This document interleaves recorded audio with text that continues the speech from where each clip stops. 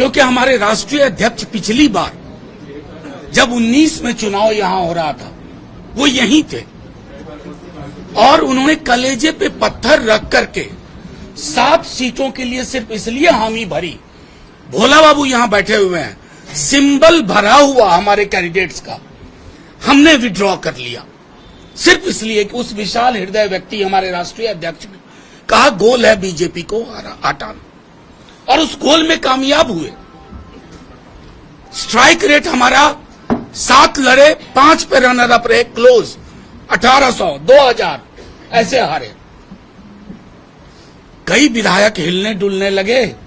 हमारा तो एक ही विधायक था, मंत्री थे सत्यानंद जी। कभी इनके बारे में सुना कि ये हिल डोल रहे हैं?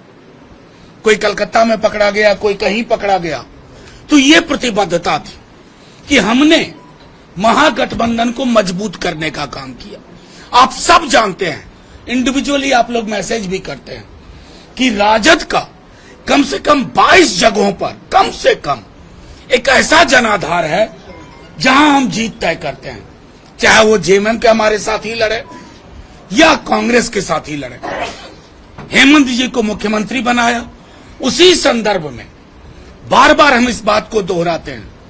कल जो इस बात को लेकर के आपसे कहा, हमारे नेता प्रतिपक्ष तेजस्वी जी, इंडिया गठबंधन के बनने में भी महती भूमिका थी हमारे राष्ट्रीय अध्यक्ष लालू जी की।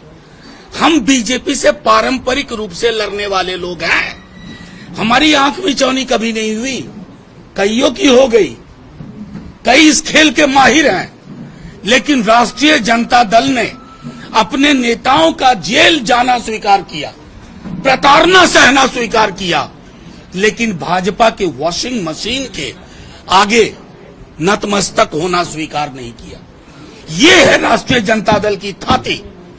आज भी जो बिहार के लोग, क्योंकि झारखंड और बिहार का एक नैसर्गिक रिश्ता है, अलग हुआ, लेकिन जो बिहार के लोग पारंपरिक रूप से यहां रह रहे थे, आज भी उनके लिए विकल्प राष्ट्रीय जनता दल है। एक बड़ी बहुजन आबादी जिसको अपना स्वर चाहिए, उसी स्वर का प्रकटीकरण था। हम आपको जब नेता प्रतिपक्ष 2 दफे हम लोग गए, बड़ी सौहार्दपूर्ण बातचीत हुई परसों रात, हेमंत जी स्वयं थे, सारी बात हुई। इस संभावना पे बल दिया गया कि हमें मिलकर लड़ना है और बीजेपी की जो तमाम कोशिश है ED, CBI, IT, election rigging के माध्यम से, उसको विराम देना है। लेकिन कल एक यूनिलैटरल डिसीजन हुआ जिसमें कहा गया कि 7 छोड़ा जा रहा है।